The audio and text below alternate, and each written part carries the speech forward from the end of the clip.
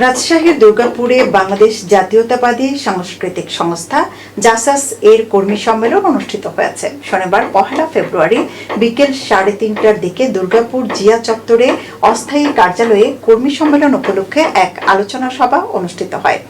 আলোচনা সভা শেষে দুর্গাপুর পৌর উপজেলা আহ্বায়ক কমিটির নাম প্রকাশ করা হয়। এতে আক্তারুল আরেফিনকে সভাপতি ও শাহিদ হোসেন রাজুকে সদস্য সচিব করে উপজেলা কমিটি ও রাশেদুর রহমানকে সভাপতি এবং কোরবান আলীকে সদস্য সচিব করে পৌর কমিটি গঠন করা হয়।